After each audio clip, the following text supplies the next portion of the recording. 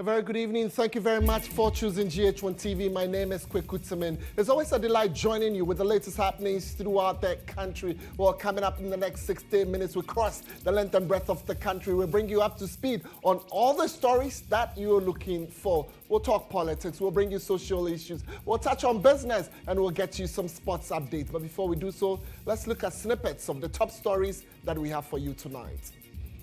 Coming up in the next 60 minutes, BECE candidates fear cancellation of their papers following the alleged leakage of the second part of today's social studies paper. We will hear from the West African Examination Council.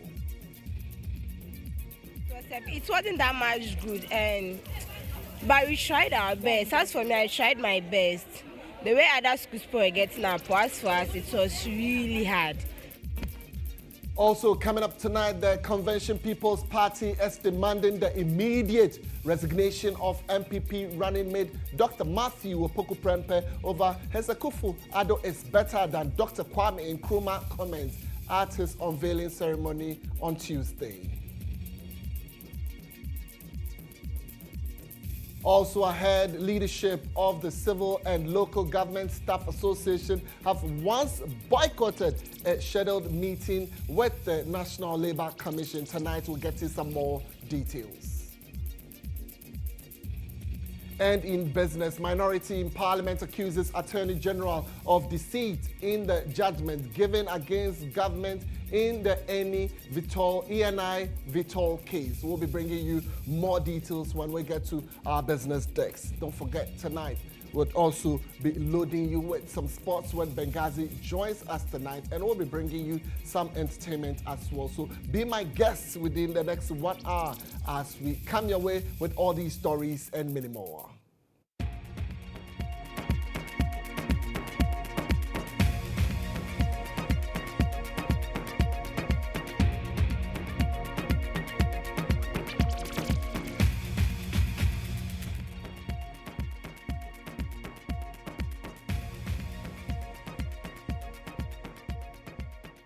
You're welcome to News Tonight. My name is Kweku Temeng. Delight joining you. Let's take our very first story for the evening, and we're talking education. As I beg your pardon, we're doing politics as the Convention People's Party is demanding the immediate resignation of the running mate to the governing MPP flag bearer, Dr. Matthew Opoku-Prempeh, from all governmental positions for his comments that President Nana Addo Dankwa Akufo-Addo is better than Ghana's first leader, Dr. Kwame Nkrumah. Well, the party says the comments from the newly unveiled running mate is reprehensible and not worthy of being published anywhere. Well, the Mensah South legislator, who was unveiled yesterday as partner to Dr. Mahmoud Bawumia in the 2024 elections, during his unveiling on Tuesday, stressed that comparatively, President Nana Addo Dankwa Akufo-Addo has outperformed Dr. Kwame Nkrumah. Well, this comment has not gone well with a cross-section of the public who have taken the politician on for what they say is disrespect to the man believed to be the founder of Ghana. Well, a statement issued by the party demanded that President Nana Addo Dankwa Akufo-Addo withdraws Dr. Opoku-Prempeh from his position as Energy Minister, that the Dr. Mahmoud Bawumia again should also drop him as his running mate for the sake of the country's image. So yes, they have reissued a statement there, and you can see that on your screens, demanding the immediate resignation of the NPP running mate. So, yes. Meanwhile, a political scientist and historian at the Kwame Nkrumah University of Science and Technology, NUST, Professor Edu Jemfi, in an interview with my colleague Nadede Tete, stated that Dr. Matthew Opoku-Prempeh's comparison is baseless. What a shame. What a shame. This is ahistorical. This is ahistorical. What a shame. On what basis? On what metric? What is he talking about? What is he talking about? I mean, that is why I've said time and again that it should be scripted. It should be scripted. It should be scripted. The truth of the matter is that you can't just stand on a platform and say that President Nkrumah has been the best president since 1957? Is yes, that what he said? Yes, since independence. Yes, 1957. Since independence. Yes. We'll come to the table again on another day, and we'll make sure that he understands what he said means to both academia and society. It's quite nauseating, or better one of the right way. We should know better. My sister, quite unfortunate. Look, I'm a political historian. It gets on my nerves when people speak extempore and they just say they want to stay, right? Well, but the political marketing strategy, Professor Kwame Nkrumah has taken a swipe at the government and the organizers of NAPO's unveiling program. Well, he believes the rally platform provided did not give Dr. Opoku Prempeh the opportunity to lay out his ideologies as a running mate. Firstly, I think that for a first address, for a candidate who has just been selected, the platform was wrong because he's been just selected as a running mate, someone who has never been on that level before. So you would expect that they will give a platform that allows him to be able to display a philosophical and ideological stance on key issues and giving certain things to talk about. But this time they gave him a campaign rally platform. Campaign rally platform is not the kind of platform that allows for a very interrogative, kind of a speech. All right. Campaign rally platform is like a rabble rousing. People would only shout, they would scream on issues, but not be detailed about, key national issues. And so for me, I think that the first issue was the platform that they gave him. It doesn't allow for serious interrogation of issues. It doesn't allow for serious discussions of national issues. And that is what actually might have actually instigated the kind of responses that we got, and the kind of delivery that he got.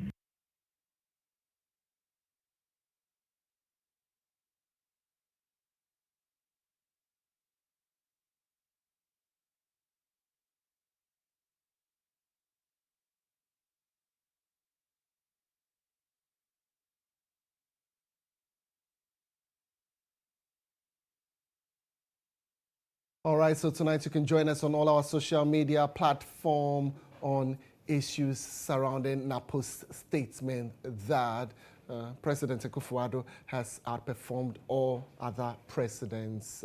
We would be sharing more of your social media updates with you. But for now, it's time for us to bring you Insight, and Insight is proudly brought to you by Pepsodent. With Pepsodent, every smile matters.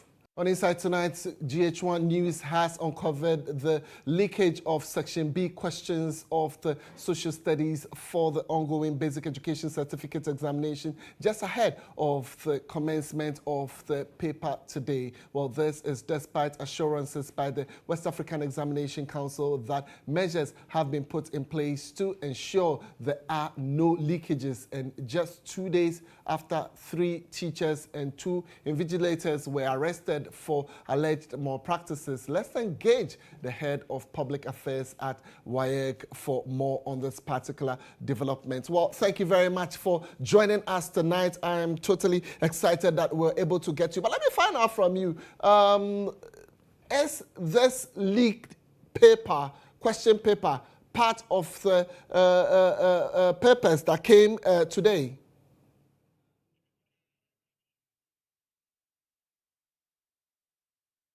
All right, so I'm trying to raise the PRO to speak to us on the issue. As and when we're able to get him, we will put him on the line. But for now, let's just get to some of the students who wrote the paper today on their concerns and their comments. It wasn't that much good, but we tried our best. As for me, I tried my best. The way other schools were getting NAPO, as for us, it was really hard. And the invigilators too was harsh. So as far as we didn't get poor, the paper went on well, but our teachers, thanks to Pambo, taught us before we went to the exams. We were taught in our class, so we were able to revise and learn.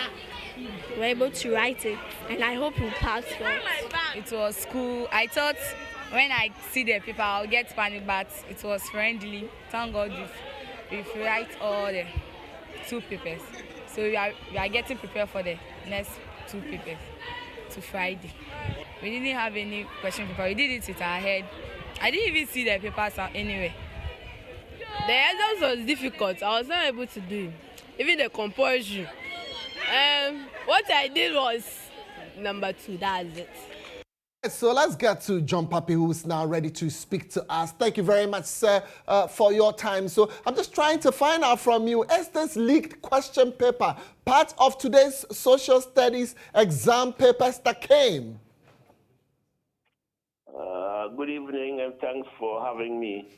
I'm not sure whether a report of leakage is actually the case, because nobody has brought us any report or evidence to show that there was any question paper that came out before the commencement of the examination.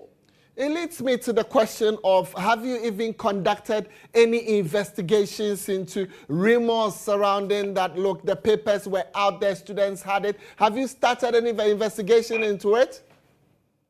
Well, as I said earlier, we have not received. What we have seen is that after the commencement of the examination,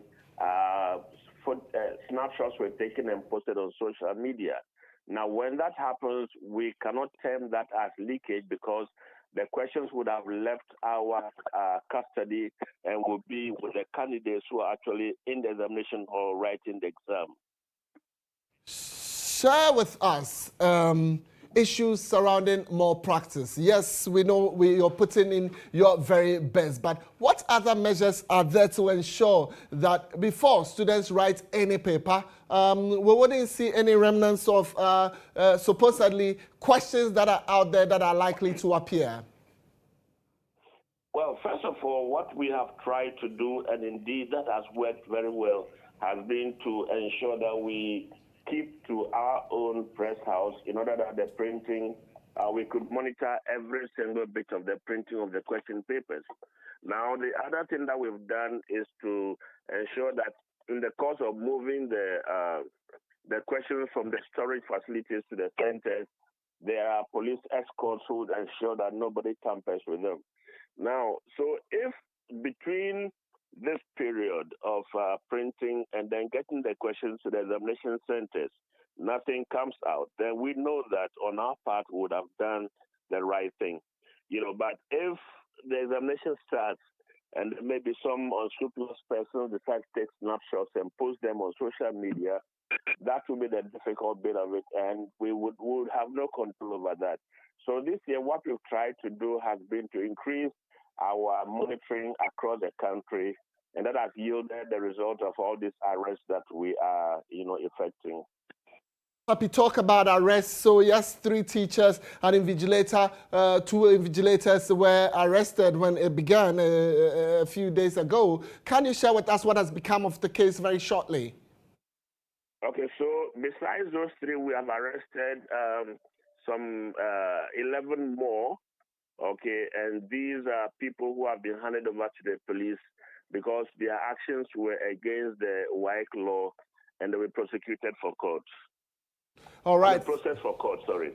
All right, thank you very much. This is breaking. So away from the 5 persons that were arrested initially, you're saying 11 more have been arrested and they are being processed for court. I lost John Papi there, but yes, you can only get this on GHOne TV. 11 more arrests with the BECE. We'll share more updates with you. We'll try to find out really which areas or where they were arrested. But meanwhile, headmistress of Edukro Methodist JHS, that's Mary Aqua, has appealed to government to provide adequate sports and facilities to schools in the district to enhance physical education. Well, she believes this will help on talents and encourage students' enrollments. Well, she made the appeal after receiving sports equipment from the Mante Foundation, which donated kits including jersey, footballs, and other items.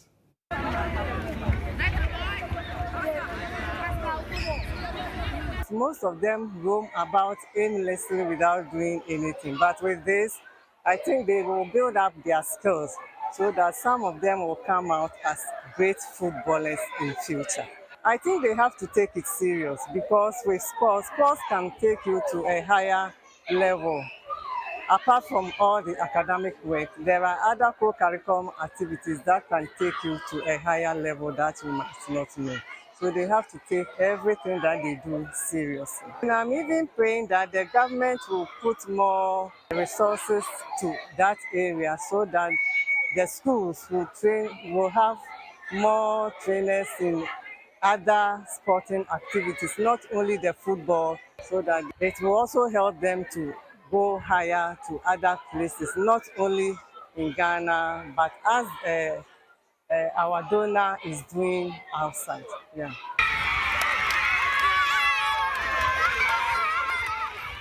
All right, so join me. I appreciate Pepsodent for making it possible for us to bring you insights tonight. We'll still have more local stories coming up shortly, so do stay with us. But for now, that's it for Insight. Of course, we are that platform that will give you all the updates when it comes to politics. Well, tonight, let's enjoy some political stories. And here, 4 persons have been cleared to contest the governing MPP's parliamentary primaries in the Menchia South constituency, scheduled for Sunday, July 14, 2024. Well, the committee responsible for organizing the primaries has also warned executives of the party in the constituency not to campaign for any of the aspirants. After the close of nomination on 9th July 2024, 6 party members picked nomination forms, but only 5 filed. Evans Nimakon, Director of Elections for the New Patriotic Party, spoke to GHOne News. At the close of nomination, 6 people pick up their forms. Upon return, only 4 of them brought. We engaged them, and the committee has recommended that all of them be made to participate in Sunday's constituency delegate conference. That will elect for us the new parliamentary candidate for Menchia South constituency. We've balloted as well. Executives of the party in the constituency have been banned from campaigning for any of the aspirants as a means of ensuring unity even after the primaries. We are looking at a situation where executives, coordinators, and party executives will abstain from following candidates. We want a situation whereby we are not going to divide ourselves. The process is not going to cause a division in the constituency. One of the aspirants, Nana Owusu Efriye Prempe, who spoke to GHOne TV, expressed confidence that the delegates will reward his loyalty to the party. He also stressed that his interest to contest has nothing to do with his family background. Come Sunday, the delegates will make that determination. I think, yes, I mean, there are rumors, people are just a bit of unease and all that. But if it was a family thing, I don't think I'll be contesting or coming to you. I'll stay in my family home. The elders in my family will make that determination. But it's a family in terms of MPP family. And I'm a true royal of the MPP family. That is why I'm putting myself up for this contest. So I don't think there's any issue with that. The delegates will make that determination. Let's do more politics. As founder and leader of the National Liberation Congress, that's the NLC, Stephen Atubiga, has criticized former President John Dramani Mahama for choosing the Kempinski Hotel for his recent media engagements. Well, the former communicator for the opposition NDC argued that his choice of venue betrays the principles of the NDC party and contradicts the very essence of Mahama's campaign to return to power.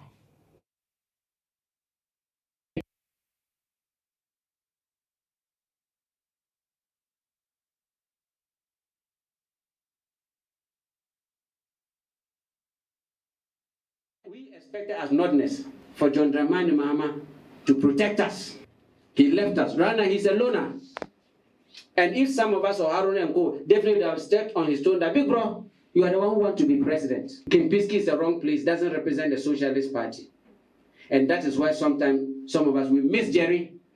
As our founder and leader was in trenches, cleaning gutters, sharing kenke with average Ghanaians. Our leadership today feels so big in opposition. You go to Kempinski. Do you know how much money they paid for that place? Do you know the caliber of people? I'm saying that if an average foot soldier NDC member can buy water there today in opposition, I'm talking about water. If you cannot provide all of them water, and those, if I'm thirsty, I have to buy water, can they afford it at that location? So why should you take, meanwhile we are socialists? All right, so some more updates there. Users of the popular Adenta Container Road will soon heave a sigh of relief as work on the deplorable stretch will commence soon. Users of the road have complained for the past 19 years for it to be fixed, but authorities have not responded to their pleas. But that challenge will be a thing of the past in about 2 months' time, as the MPP parliamentary candidates for the Adentan constituency, Akosua Asa Menu, has managed to convince the Roads and Highways Ministry to fix the road. The 2.7 kilometers new Adenta to Lakeside and Adregano Estate Road has been in a deplorable state for the past 19 years. The sorry state of the road has made a rather shorter routine to communities such as Lakeside Estates, Ashaliboche, Adregano, Nanakrum and other areas as a stressful one. Attempts to get the road fixed have been unsuccessful, forcing the residents to issue threats of not participating in elections if their concerns are not addressed. That situation is about to change as the governing New Patriotic Party's parliamentary candidate for the Adentan constituency, Akosua Asa Menu, has lobbied the Roads and Highways Ministry to begin work on the road. As far back as 2019, the constituents had asked that it be done, and some assurance had been given by the MP then, the former MP at the time. Unfortunately, they started it off at a different end, and I believe that it even affected his fortunes in the election in 2020. As we speak now, I've been able to lobby for work to start on it. I've engaged the contractors. They are standing right behind me now. The machines have moved in, and I'm happy that work is going to start. The candidates disclosed that her vision is not just to fix the deplorable container road alone, but others in the constituency. She added that she will focus on other sectors of development in the area.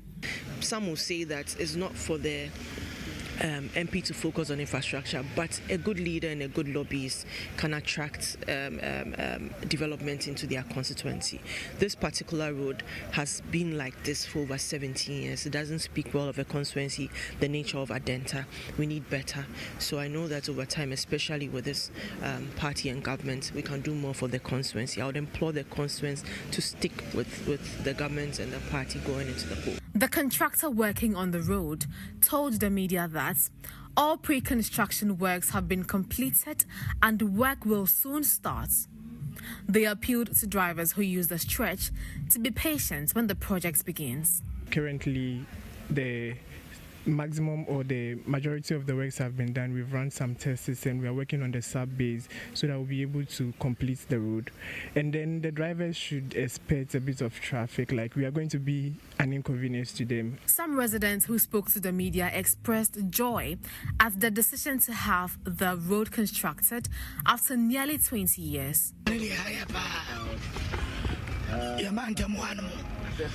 District, Adenta district, no. Road be and why walk. Street, why my eye. Open your road be Mantam road be and why I go so. Apart from me, road, Mantam Guanyan. I will be a method, Jessica, I tell 2 weeks, nothing. You watch the young Senaco Dum now, but I'm putting your crowd. I'm saying, Roman free her to Medina, I mentioned earlier. If you rather bad no so, and as I will treat that street, I did buy in a quaning yet. Now, say, best say, a buying a was so an air ban. The contractors are expected to complete the project by the end of September. If completed, it will make commuting easy for drivers at Oyarefa, Oyibi, Adenta, and New Adenta who want a shorter route to Lakeside, Adregano, Nanakrom, and other communities. Yes, we are your EIB election hub. Definitely, when it's politics, we make sure we bring it to you. That'll end the political stories. Well, we're grateful that you've kept faith with us. If you're just coming through, well, this is News Tonight on GHOne TV. Some more local stories in here. Should Ghanaians seek indigenous means of fighting galamsey with the country facing deforestation? Well, we ask because results are scarcely seen despite the numerous government initiatives implemented to combat this illegality. However, fear of curses may seem like an avenue to explore, all because of what transpired at the Achim-Ekwase area in the Brim North District in the Eastern Region, when a chief invoked curses on the MPP's Eastern Regional Deputy Communications Director, that's George Krobia Asante, for his involvement or his engagement in galamsey activities. Well, Elekplim Ewuku has more.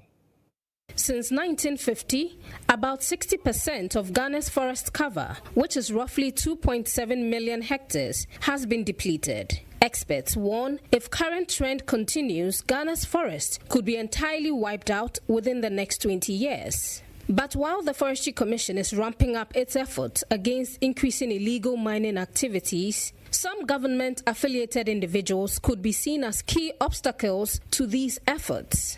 One of such is the NPP's Deputy Communications Director, George Krobia Asante, also known as Gambo, who is currently begging the Ankobia Hene of Noyem Ajinyame, Kofi Kingsley, to reverse a torrent of cases rained down on him for lying about his involvement in galamsey.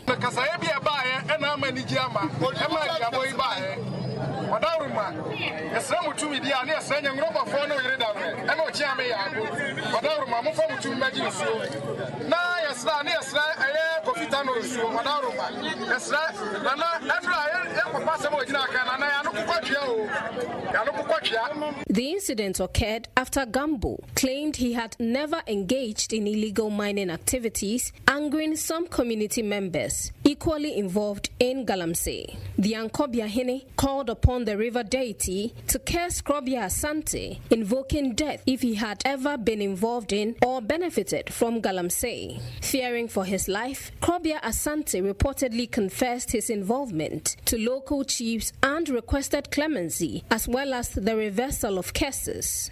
Osaberi Majansi Kodye Eduako, the chief of Achim-Ekwase, confirmed to the news team that the initial rituals to lift the curse had been performed, with further ceremonies planned at the riverside on a later date.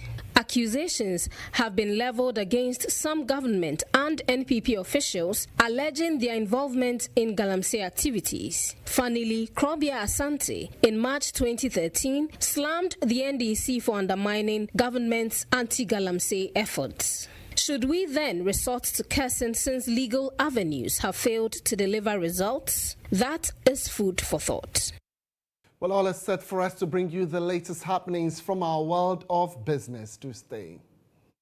We sincerely appreciate Bills for making it possible for us to bring you business tonight. In case you are looking for a loan, all you need to get is your national ID card and Bills will take care of the rest. Well, let's bring you business tonight. And here the minority in Parliament has accused the Attorney General Godfred Yeboah-Dame of an attempt to deceive the public about the outcome of the ENI Vitol unitization arbitration. Well, the AG, in a statement on the judgment of the International Court of Arbitration, claimed victory, arguing the country has been saved from paying some $7 billion demanded by the plaintiff. Well, the claim of Godfred Dame has, however, been countered by ENI, addressing the media in Parliament. Ranking member for Committee on Mines and Energy, GHOne Jinapo, urged the government to immediately engage the parties since Ghana lost the case per the judgment. Well, he blamed the inactivity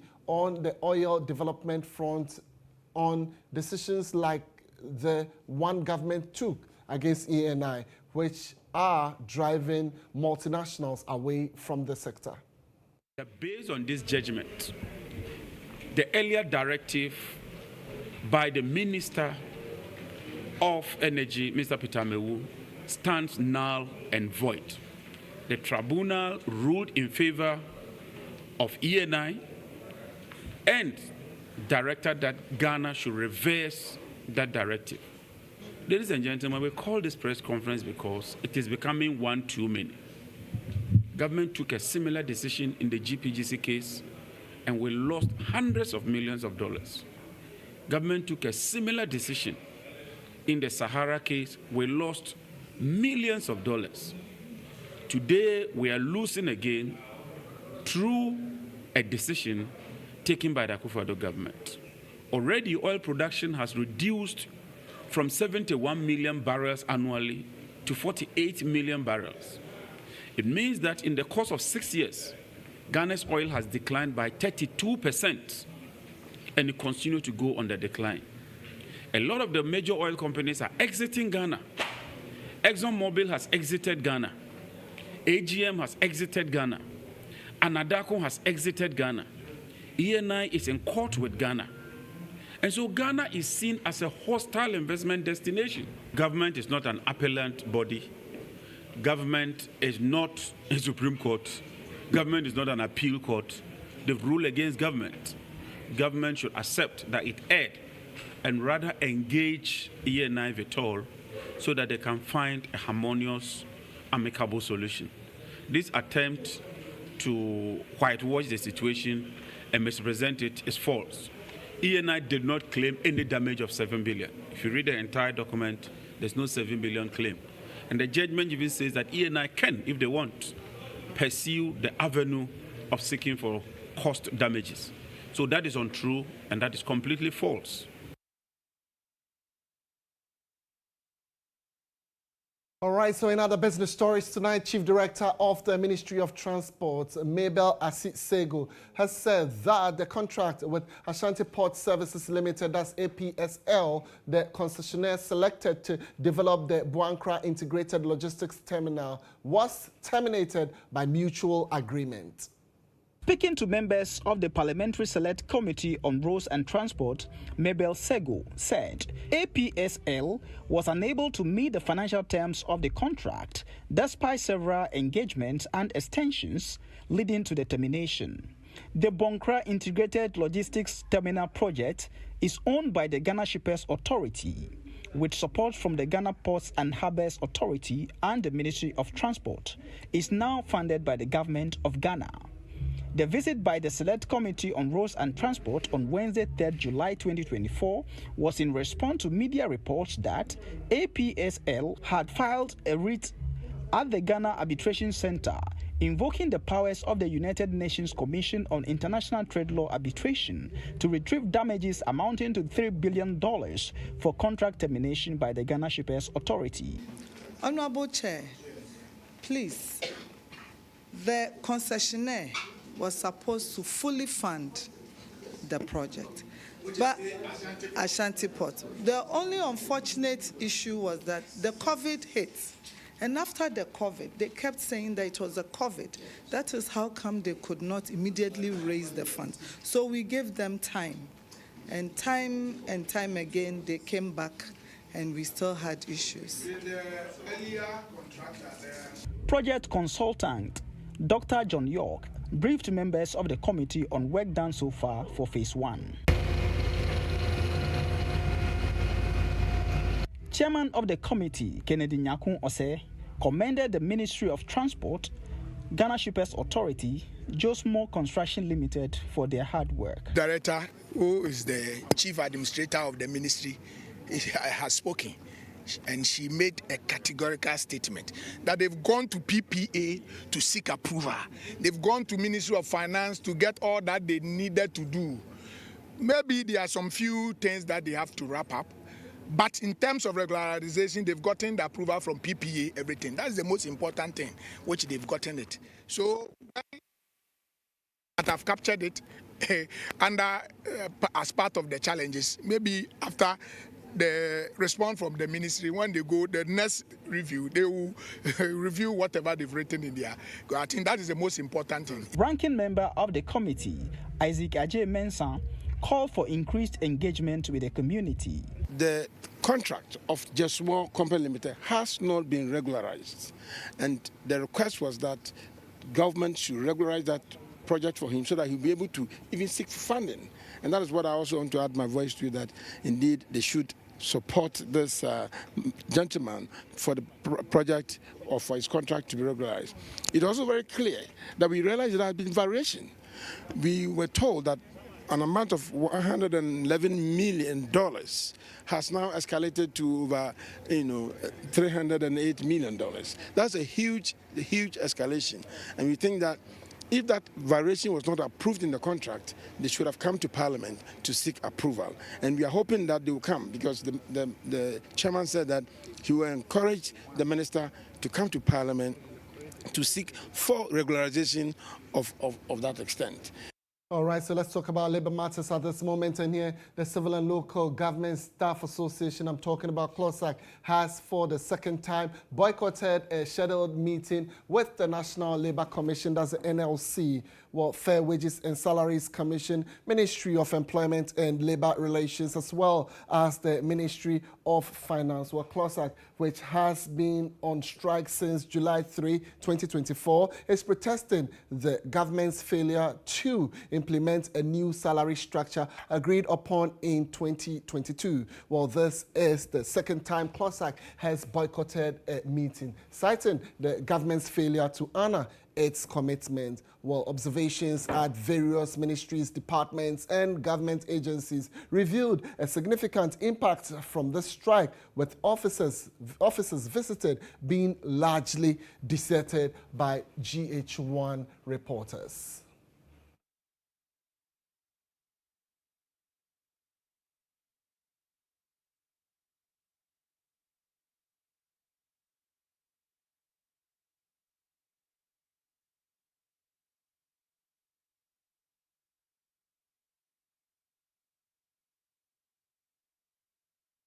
All right, so the founder and leader of the National Liberation Congress, NLC, Stephen Atubiga, says that discussing the current economic hardship in Ghana is futile because no government is flawless. During a media briefing in Accra, Atubiga, a former communicator for the opposition NDC, emphasized that since the vice president has distanced himself from the government's policies, it is acceptable to refrain from criticizing him. The NLC was not formed to fight the NDC fight. And it is not the NLC that will tell an average Ghanaian that gas is expensive. It is not the NLC that will let a Ghanaian know that your standard of living is not easy. Suffering started since Adam. There have never been any government that I've heard in this country that they've heard that things are okay.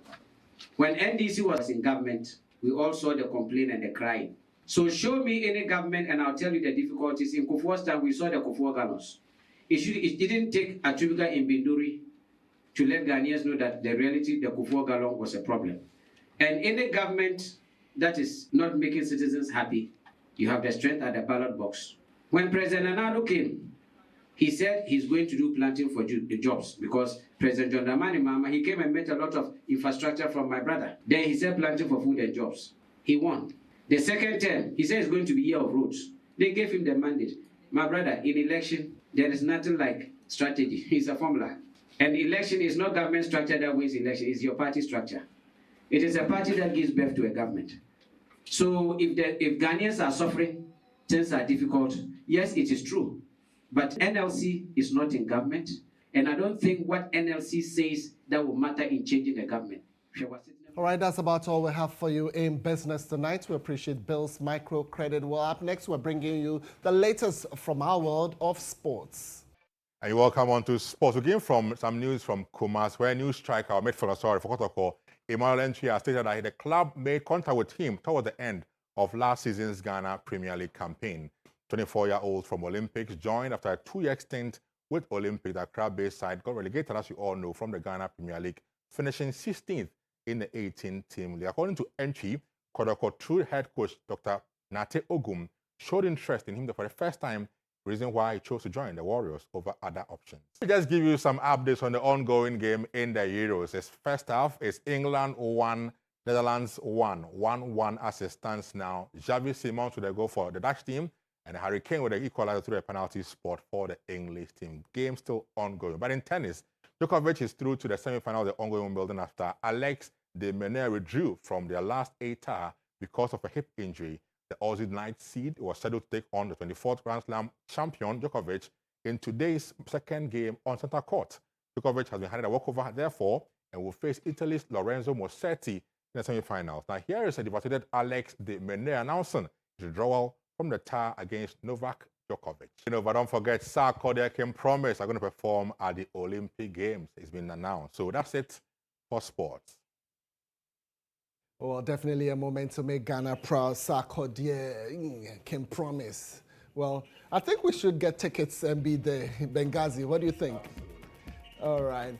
Okay, so that'll be about it for tonight. We're sincerely grateful that you stayed with us throughout the bulletin. On behalf of the entire production team, tonight we would want to salute you.